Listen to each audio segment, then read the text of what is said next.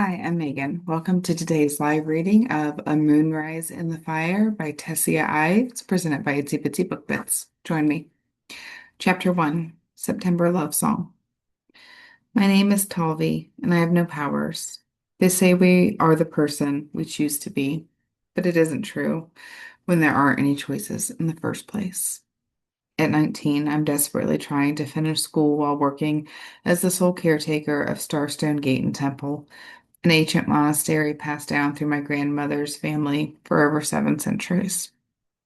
I fell off the roof of the temple when I was 5, trying to touch the iridescent northern lights weaving across the sky that evening. I still have a long white scar that cuts from my right eyebrow to my ear, becoming thicker and more jagged as it snakes down my neck. It gives me the look of a villain, so I kind of like it.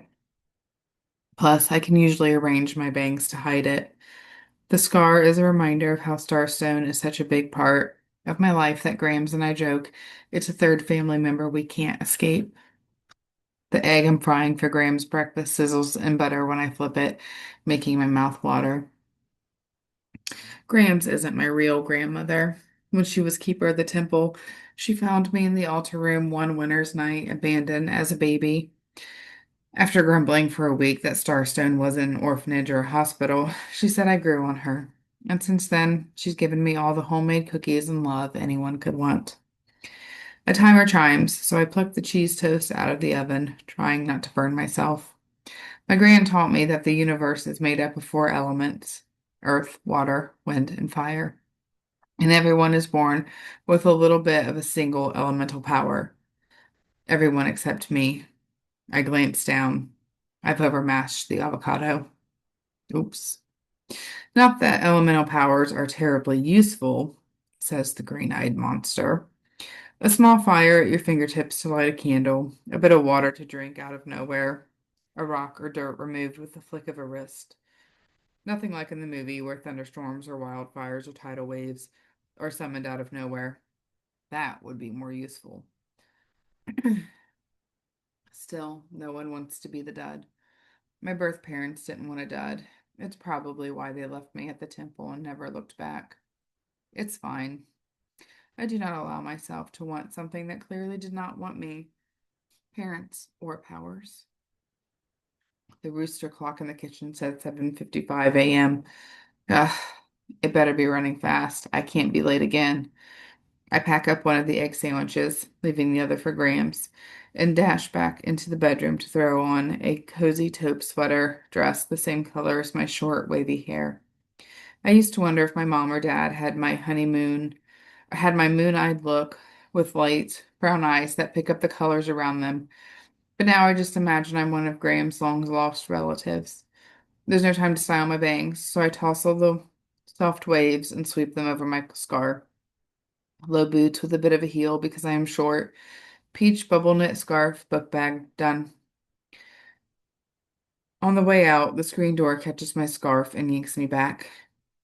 The door slams and scares my gran, who launches into a wailing scream, even as I tell her it's okay. The scream peters out into a long whimper, but doesn't stop. Perhaps because a part of her knows it's not okay. Poor Grams. She's broken. After it was my turn to find her in the temple cemetery one evening last year.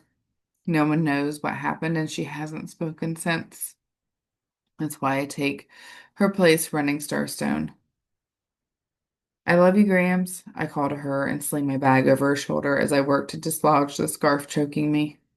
A concentrated blast of air pushes the door open, setting me free. Thanks, Ryan. I rearrange the hair out of my eyes. Ryan lowers his hand and the breeze stops. He's a wind element. Okay, maybe sometimes elemental powers are useful. Good morning, Sugar Bean. Sugar because I'm sweet and bean because I'm short, he likes to say. Ryan is always on time, and he's leaning an elbow on the white railing at the bottom of the stairway. His plaid shirt is tucked into his jeans. When I land on the second to last step, his sturdy arms clasp around my waist in a tight embrace. A big, warm body is so nice on a chilly morning, and I love the familiarity of our routine. He's a head and a half taller, so his kiss lands atop my head. When he pulls back, he brushes the hair out of my eyes with two fingertips. Adorable. Ryan, my boyfriend. Devoted and handsome and friends since kindergarten, he rides horses, makes the best lingonberry pie, and fixes anything from a sheep's shed to the classic red convertible his mother left him after she died. Made you a breakfast sandwich? I offer up a brown paper bag, knowing he's up before daylight breaks over the jagged lavender peaks to tend the sheep his family raises, to clear brush, to prevent wildfires common in our forest province. I don't deserve you, TJ. Only he calls me TJ. Talvi Jord. I slide my nails down his muscle pitching arm, knowing it makes his spine tingle, past the birthmark shaped like a splotch of paint by his elbow. But instead of clasping his hand, I retrace my path back up his arm. My eyes narrow as I twist his arm, concerned. Is your birthmark changing color? It looks blue and sort of higher up on your forearm. I noticed it too. Maybe it's from all the sun this summer, but it's always been a muddy brown. And birthmarks can't move, right? I'm stupid, but not that stupid. We laugh, and then his mouth is on mine, kissing me fiercely. It's minty. Even after an entire year of this, my stomach still tumbles, half wild with desire. I forget about getting to class on time. It's ridiculously wonderful. I'm grinning like an idiot. His chin scratches and his nose presses into my cheek, cold from the fall morning chill. I rise up to meet him, barely able to contain myself when he murmurs to me, I missed you since yesterday. Who says adorable stuff like that anymore? Ryan does, and I eat it up. The muscles of his chest tighten when I place a hand there. He smells like lemon drops and laundry detergent with the darn cute ducklings on it. It takes us exactly 27 minutes to speed through the dense forest, halfway around Violet Wild Lake, to the local 2-year college most of the kids around here attend after high school, before moving on to jobs, or more rarely, transferring to university. Every morning, Ryan tries to beat his best time around the lake. Halfway around the lake as far as I go. There isn't much else around here. I torment myself dreaming of leaving Starstone to go see the world, to live in a big city, even somewhere flat and open, like a tropical island Ryan always wants to visit. But with the state of my grams and needing the income from guests staying at the temple, moving away isn't an option for me now.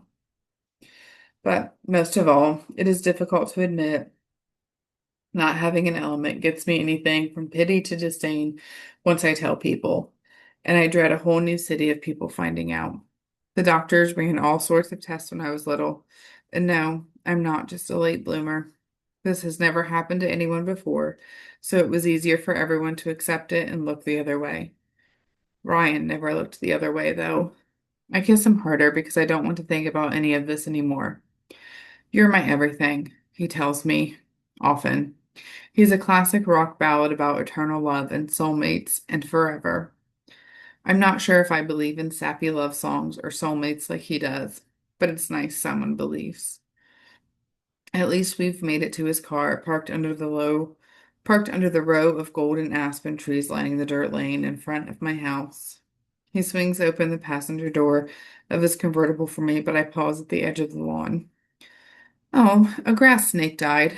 I bend over to examine the yellowed bones among the gold leaves. I pluck the skull out of a shell of desiccated skin and thrust it up into Ryan's eye level. A few red ants crawl out of its eye sockets, so I blow on it before shaking it off. I'll add it to my collection. Ryan's lips form a thin line, as if he's holding his breath. Yuck, Talvi. You still collect skeletons? Just the skulls. I still scour Starstone, its surrounding woods, and Ryan's property, when he isn't looking, for dead animal skulls. My stash consists of small bird and snake skulls, part of a bear jaw, an owl, a lynx, a wolf skull, 2 elk, one with antlers. The dormice hair and a vole heads are in clear plastic bag. Part of the fun is identifying them. No, fun is the wrong word. I don't know why I do it. Ryan's crumpled look of horror says he thought I'd outgrown it. Aren't they better when they're alive? It's so... He can't finish the sentence. I know, but they're already dead and they just rot and break apart. He doesn't know what to say.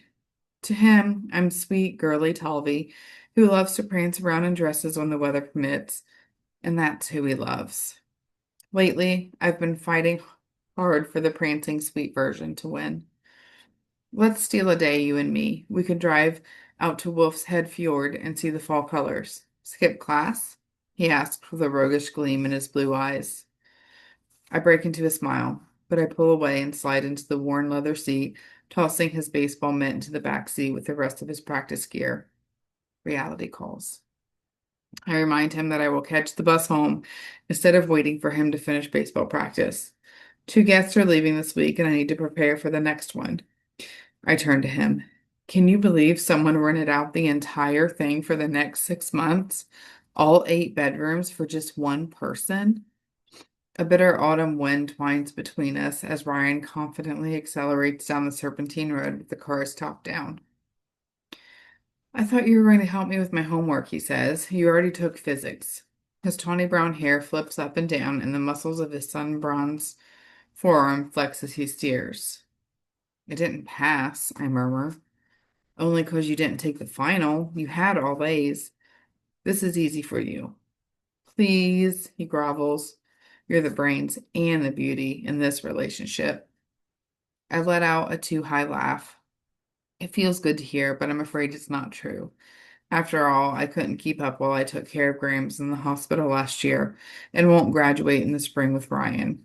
I'm terrified of being left behind to play tour guide at Starstone while my friends and classmates move on to internships, university, and adult lives outside our forest town. I wish I had more choices in life. But I shrug it off and plaster a smile on my face. If you really can't figure it out on your own, you can stop by for dinner. I'm making spaghetti and mini meatballs. It's one of the few meals Grams will eat these days. Mini meatballs? I'll bring my mini fork. He glances askew at me with his crooked half smile that crinkles the speckles across his nose. His easy grin could light the darkest recesses of Starstone. This time I cackle with genuine laughter. He can be so stupid funny sometimes. He reaches over the gear stick and clasps a calloused palm on my knee, stroking with his thumb under the hem of my dress. A quiver runs up my leg. Love and spaghetti are all I need in this world, he says. It's all anyone needs, right?